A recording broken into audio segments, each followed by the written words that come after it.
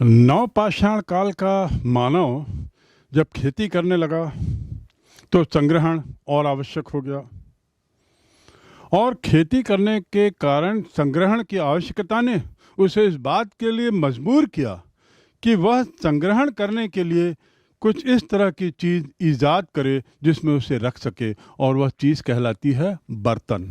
इसी से मिट्टी के बर्तनों का आविष्कार हुआ, फिर पक्की मिट्टी के बर्तनों का आविष्कार हुआ।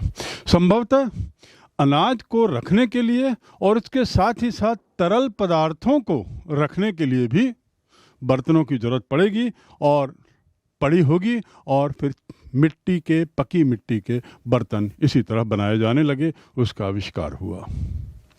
आखिर जब भोजन बनाने लगे, भोजन पकाने लगे, तो भोजन को रखने और उनको पकाने के लिए उन्हें कुछ ऐसी चीज़ों की ज़रूरत पड़ी जिसे हम बर्तन कह सकते हैं, और यहीं से बर्तन के आविष्कार हुए जिसमें अनाज और द्रव्य पदार्थ भी रखे जा सकें और आग के ऊपर रखकर उसे पकाया भी जा सके, चढ़ाया भी जा सके। नवपाषाण काल में टहनियों से बनी टोकरियां फल फूल रखने के काम आती थी, सूखी चीज़ों को रखने के काम आती थी। द्रव्य पदार्थ, लिक्विड पदार्थों को रखने के लिए मिट्टी से बर्तनों को पोत दिया जाता था, और यह भी संभव है कि कभी ऐसी कोई टोकरी आग में गिर गई और उसके तिनके जल गए और मिट्टी की तह आग में पककर एक तश्तरी की तरह रह गई हो। बस यहीं से पकी मिट्टी की तश्तरी का आविष्कार हुआ होगा। तो इस बात को कहने का मतलब यह है कि कई आविष्कार तो पर चांस हुए, अचानक हुए, कोई वैज्ञानिक सोच की प्रक्रिया में नहीं हुए, बल्कि अचानक कुछ घटना घटी, घटना को उसने देखा और देखने के बाद उसने थोड़ा सा दिमाग लगाया और देखिए कैसे शायद तश्तरी का आविष्कार हुआ होगा। अब पकी मिट्टी की इस तश्तरी पर पानी का कोई असर नहीं हुआ, तो पकी मिट्टी न तो पानी में घुल सकती थी और न पानी में घुलकर नष्ट होती थी। यहीं से मिट्टी को पकाने की बात शुरू हुई होगी। आदमी ने मिट्टी को पकाना सीखा होगा और फिर मिट्टी पकाकर उसे आकार देना सीखा होगा। इस प्रकार बर्तन, पक्के बर्तन ईजाद हुए। इस काल ने पक्के बर्तनों को देखा पहली बार। नवपाषाण कालीन युग गोल पट्टियों और रेशों की रस्सियों को तैयार करने के लिए भी जाना जाता है। इस काल में रेशों की रस्सियां तैयार हुई। जैसे ऊन तैयार किया आदमी ने, उसी प्रकार कपास का उत्पादन करके उसने रेशों की रस्सियां भी तैयार की, और इसीलिए करघा भी पाया जाता है। कुंडली वाले गोल बर्तन जल्दी बनाना सीख लिया। मिट्टी के बर्तन, मिट्टी में रेत, कुटा हुआ भूसा डालकर लंबी रस्सी भी बना लेते थे ताकि टोकरियां बनाने के काम आ जाए। इस प्रकार इस काल ने बहुत तेजी से प्रगति देखी इस कला में। रस्सियों की कुंडलियां बनाकर उसे एक दूसरे के ऊपर रखकर उसको चिपका भी लेते थे, किनारे तक ले जाते थे और गीले हाथों से चिकना कर देते थे। इन्होंने जल्दी ही अपनी मिट्टी के बर्तनों को तेज आग में रखा होगा, जिसका तापमान समझ सकते हैं 600 डिग्री होगा, और इस प्रकार पकाना सीख लिया। आग में पकाने से मिट्टी के बर्तन को उसने सख्त होते हुए देखा, उस पे पानी का कोई असर ना होते हुए देखा, और इस प्रकार उसने महसूस किया कि मिट्टी के बर्तन, पके हुए बर्तन बहुत मजबूत हैं, और मिट्टी के बर्तनों का आविष्कार नवपाषाण युग की संस्कृति की सबसे बड़ी विशेषता मानी जा सकती है। आप कल्पना कर सकते हैं कि इस तरह का मिट्टी को पकाने से क्या क्या परिवर्तन उसमें आया होगा। बर्तनों में तो आया ही, उसकी ईंटें भी अब पक्की बनने लगी, तो मकान भी पक्के बनने लगे। नवपाषाण काल की विशेषताओं की यदि हम बात करें, अन्य विशेषताओं की, तो उसमें एक 8वीं विशेषता जो है उसे हम कह सकते हैं समाज का जन्म। नवपाषाण काल वह काल है जब एक व्यक्ति से समाज की कल्पना सामने आई। आखिर ये कैसे हुआ होगा, और इसमें भी कई 100 वर्ष लगे होंगे।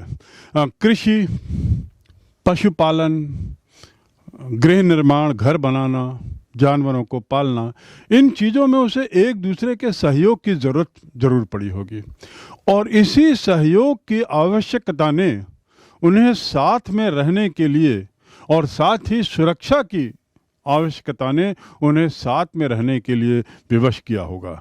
यहीं से कबीलों का निर्माण हुआ होगा, ऐसा माना जा सकता है।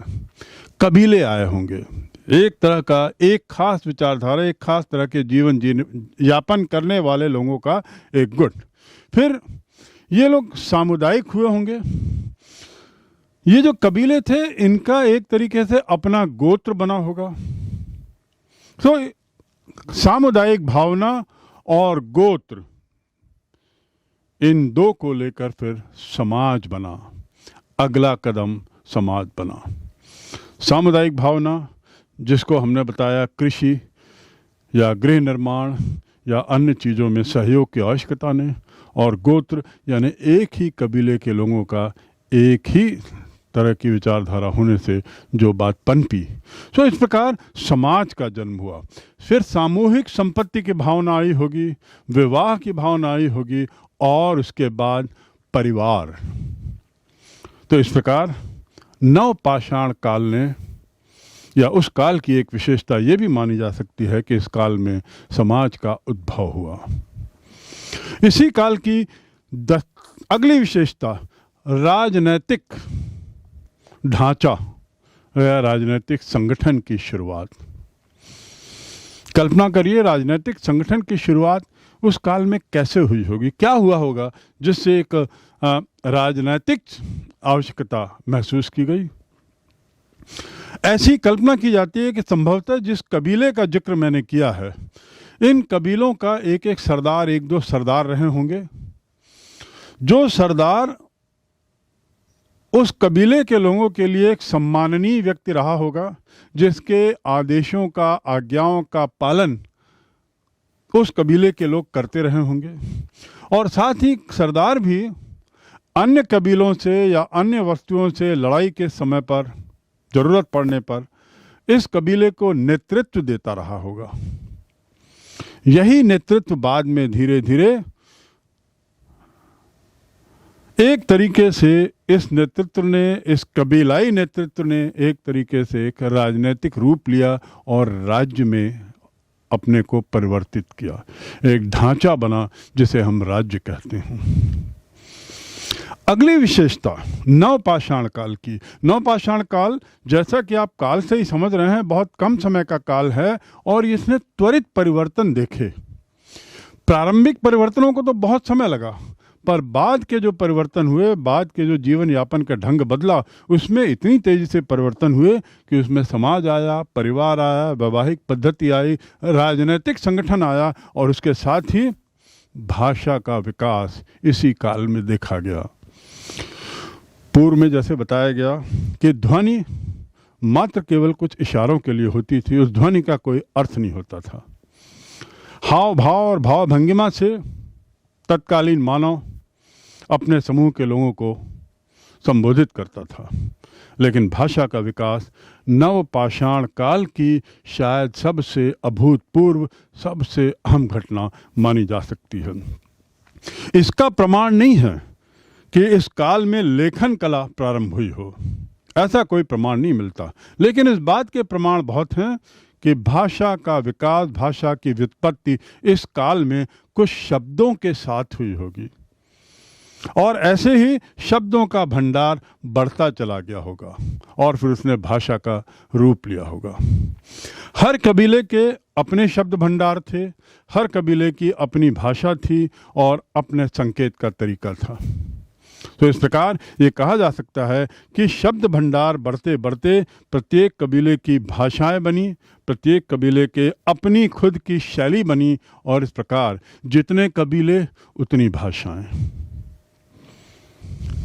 नवपाषाण काल की अंतिम विशेषता, और वह चाक का आविष्कार। चाक क्या है? कुम्हार जिससे मिट्टी के बर्तन बनाता है, ये चाक तक पहुंचने का जो विकास है, मानव विकास, यह बड़ा रोचक है, बड़ा इंटरेस्टिंग है।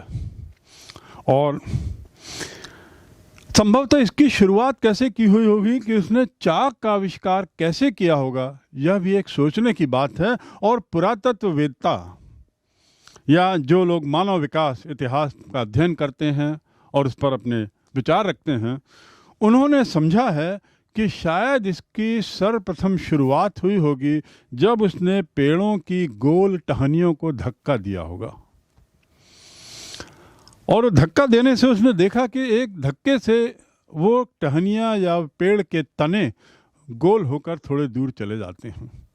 तो शायद उस तनों के माध्यम से उसने समझा कि एक सामान को दूसरे जगह भी इस प्रकार एक जगह से दूसरी जगह ले जाया जा सकता है। मिट्टी के बर्तन को बनाने के लिए जो चाक बना, उसकी बनाने की शायद शुरुआत उन लकड़ी के तनों को जब काटा गया होगा, वर्टिकल रूप से जब काटा गया, तो काटने के बाद जो उसमें गोलाकार लकड़ी का जो गोल तना निकला, संभवतः वहीं से चाक की व्युत्पत्ति हुई होगी, ऐसा पुरातत्ववेत्ताओं का मानना है। और फिर उसके साथ पहले पेड़ के गोल तने हुए, फिर उसके बाद एक दूसरी जगह ले जाने के लिए ढकेलने की कला उसने सीखी, और उसके साथ ही फिर पहिएदार गाड़ी, पहिएदार रथ, ऐसा सब ईजाद हुआ होगा। मेरे लिए ये सब आप लोगों को बताने में, मैं पुनः कहना चाहूँगा, मात्र कुछ समय लगता है। लेकिन सच्चाई तो ये है कि आदमी ने जब पहली बार तने को ढकेला, और जिस समय ढकेला और जिस समय पहली बार उसने चाक बनाया, इस दोनों के बीच में कई हजारों वर्षों का अंतर रहा होगा। ये प्रक्रिया बहुत क्रमिक, बहुत धीमी थी, लेकिन यह नवपाषाण युग की घटना है। ऐसा संभावना है कि शायद नवपाषाण युग के काल में ही मनुष्य ने चाक सीखा, पहिया सीखा और सामानों को एक जगह से दूसरी जगह ले जाने की कला सीखी। नवपाषाण कालीन के लोगों के धर्म विश्वास की यदि बात करें तो ये कहा जा सकता है कि मृतक लोगों की क्रियाओं में वे हथियार, मिट्टी, बर्तन आदि तो रखते ही थे, और शायद अभी भी उनका विश्वास था कि मृत्यु के बाद व्यक्ति को इन चीज़ों की आवश्यकता पड़ती है, यानी पुनर्जन्म में भी विश्वास था। साथ ही उसका ये भी विश्वास रहा होगा कि मृत पूर्वजों के शव जो जमीन के नीचे गड़े हैं, उनकी आत्माएं फसलों को बढ़ाती हैं, क्योंकि शव तो गाड़ दिए गए लेकिन वहाँ खेती भी करते थे। तो उन्होंने देखा कि उत्पादन हो रहा है अच्छा, तो उनको लगता था कि शायद ये उत्पादन अच्छा इसलिए हो रहा है कि मृतात्मा जो दफनाई गई हैं, वे लोग फसलों की वृद्धि करते हैं, उसकी वृद्धि में सहायता देते हैं। ऐसा भी उनका विचार था। इस काल के लोगों का कुल चिन्ह, जिसे टूम कहते हैं, TOMB, उसमें विश्वास था। ये लोग किसी पशु या पौधे की आकृति को अपनी जाति या समूह का चिन्ह मान लेते थे, और जब किसी दफनाते थे तो उस कुल चिन्ह को उसके ऊपर रख देते थे। ऐसे लोगों का विश्वास था कि पशुओं और मनुष्यों के पूर्वज एक ही हैं, और पशु भी मनुष्य के मित्र अथवा रिश्ते थे, क्योंकि वे उसे भोजन देते थे। ऐसा विश्वास उन लोगों का था। इसीलिए कुल चिन्ह के रूप में वे पशु हों या पक्षी हों, उसको स्वीकारते थे। जब मनुष्य ने खेती आरंभ की, उस समय उसका जीवन सुरक्षित नहीं था, क्योंकि जानवरों से वो नहीं बच सकता था। हमेशा इस बात का डर रहता था कि कोई पालतू जानवर, कोई विपत्ति फसल पे ना आ जाए, कोई पालतू जानवरों का शिकार न कर बैठे, और कोई भी इस कृषि को खत्म कर सकता है। ये असुरक्षा की यही भावना और प्रकृति को समझने की कला उसमें नहीं होने के कारण पशु विशेष के कल्याण के साथ उसका जो बंधन हुआ वह यहाँ पे दिखाई देता है। कैसे? मनुष्य ने अपने पूर्वजों एवं रक्षकों के प्रति कुछ पशुओं या आकृतियों को अपने कुल का चिन्ह मान लिया और इस प्रकार प्रत्येक समूह का एक कुल चिन्ह हो गया। अपने कुल चिन्ह से वे बड़े सद्भावनापूर्ण व्यवहार करते थे और कृपा बनाए रखने की प्रार्थना करते थे। जादू टोना, भूत प्रेत, पुनर्जन्म, स्वर्ग नरक, इन चीजों का अस्तित्व, इन भावनाओं का अस्तित्व भी इस काल में देखा जाता है। मनुष्य देवताओं को खुश करने के लिए अब पशुओं की बलि भी देने लगा। प्राकृतिक शक्तियों को खुश करने के लिए बलि भी देने लगा। पृथ्वी, जल तथा सूर्य, इनकी पूजा इस काल में आरंभ हो गई। और जैसा मैंने कहा, जिन चीजों को, जिन प्राकृतिक घटनाओं को वह समझ नहीं पाया, उनको पूजने लगा। पृथ्वी क्या है वह समझ नहीं पाया तो उसे पूजने लगा। जल क्या है, क्या कैसे आता है वह समझ नहीं पाए तो पूजने लगा। ऐसे ही सूर्य, इसकी भी पूजा करने लगा। विश्व के अनेक भागों में नवपाषाण कालीन बस्तियों में मिट्टी की बनी स्त्रियों की मूर्तियां मिलती हैं, जो इस बात को सिद्ध करती हैं या इस बात का परिचायक हैं कि वे लोग मातृदेवी में विश्वास करने लगे थे।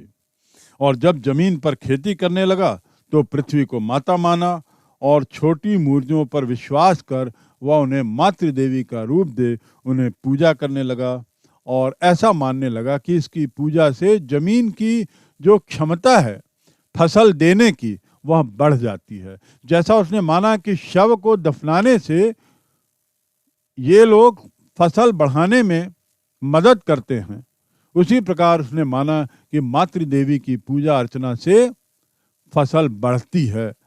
उर्वरा शक्ति की उसे कोई जानकारी नहीं थी। पूरा पाषाण काल और मध्य पाषाण काल, इन कालों में होने वाले जो परिवर्तन है इसकी चर्चा करते हुए हमने तत्कालीन मानव के अंतिम संस्कार की प्रक्रिया की भी चर्चा की है। आखिर नवपाषाण काल में ऐसा क्या था? कुछ विचित्र तरह के उदाहरण इस काल में हमें देखने को मिले हैं। इस काल में समुदायों की और बाद के काल में समुदायों के कब्रगाहों में बड़े बड़े पत्थर मिले हैं, विशालकाय पत्थर। और ये पत्थर मानो एक स्तंभ की तरह खड़े हुए हैं। इसके साथ ही ये जो पत्थर हैं, कई बार देखा गया इन पत्थरों के ऊपर हॉरिजॉन्टल रूप से दूसरे पत्थर भी रखे गए हैं। ऐसे उदाहरण पश्चिमी यूरोप और दक्षिण भारत में भी हमें दिखाई देते हैं। अन्य महापाषाण, ये जो बड़े बड़े पत्थर थे इन्हें हम महापाषाण कह सकते हैं। और महापाषाण का अर्थ ही होता है बहुत बड़े पत्थर। कुछ महापाषाण तो ऐसे हैं जो एक तरीके से ऊंचे पत्थरों के ऊपर गोल मेज के आकार में रख दिए गए हों और इस प्रकार ये वृत्ताकार भी हो गए हैं। ये मेजनुमा जो ढांचा है, इनमें नीचे की तरफ कुछ इमारतें भी संभवतः दिखाई देती हैं। तो इस प्रकार बहुत ऊंचे पाषाण पत्थर जो मेजनुमा हो और उसके नीचे कुछ इमारतें, और ऐसी संभावना है कि इन इमारतों में जो कमरे हैं, इन कमरों में शव रखे जाते थे। तो इस प्रकार तत्कालीन मानव शवों को इस तरीके से संजोता था, उसको इस तरीके से रखता था। ये महापाषाण कुछ देशों में ऐसा भी माना जाता है कि सूर्य की पूजा के लिए भी इनका उपयोग होता था। इंग्लैंड में हमें एक जगह मिली है जिसे स्टोनहेंज के नाम से जाना जाता है। स्टोनहेंज यह एक बहुत प्रसिद्ध इमारत है। जैसा चित्र में आप देख रहे हैं, एक अलग ढंग का यह दृश्य है। ये अर्धवृत्ताकार है और इसके कुछ भाग के ऊपर डॉट के साथ ऐसा कुछ बना दिया गया है जिससे वह द्वार की भावना देता है। तो ऐसा लगता है कि ये अर्धवृत्ताकार जो क्षेत्र है जिसमें डॉट की मदद से कुछ आकृति बनाई गई है, यह शायद इसके अंदर जाने का द्वार रहा होगा। स्टोनहेंज मानव विकास के इतिहास में एक बहुत अहम स्थान रखता है और यह एक विश्व की धरोहरों में भी गिना जाता है। अन्य युगों की कला के बारे में यदि हमने बात की, चाहे वो पुरापाषाण काल हो, मध्य पाषाण काल हो, थोड़ा हम इस नव पाषाण काल की कला के बारे में जाने। इस समय कला बहुत ज़्यादा विकसित हो चुकी थी। चित्रकला और मूर्ति कला के तो बहुत उदाहरण मिलते हैं। मिट्टी के बर्तन, शिला और गुफाओं में चित्रकारी, ये बहुत सामान्य बात इस काल में पाई जाती है। स्पेन में जो जगह मिली है वेलेंशिया, जो एक स्पेन की एक बहुत प्रसिद्ध जगह है, वेलेंशिया की गुफाओं में चित्रकला के सबसे बेहतर नमूने मिले हैं। संगीत और मूर्तिकला भी इस काल में बहुत तीव्र गति से विकसित हुई। यदि मूर्तिकला की बात करें तो स्त्री और पुरुषों की अनेक मूर्तियां हाथी दांत की बनी हुई, पत्थर की बनी हुई हमें रूस में मिली है और उसके अलावा पश्चिमी फ्रांस में भी इसके बहुत से नमूने हमें मिले हैं। संगीत कला में इस काल में काफ़ी विकास हुआ और ढोल, सीटी, बांसुरी और इसके साथ ही साथ कुछ अन्य वाद्य यंत्र इस काल में ईजाद किए गए, ऐसा पुरातत्ववेत्ताओं का मानना है।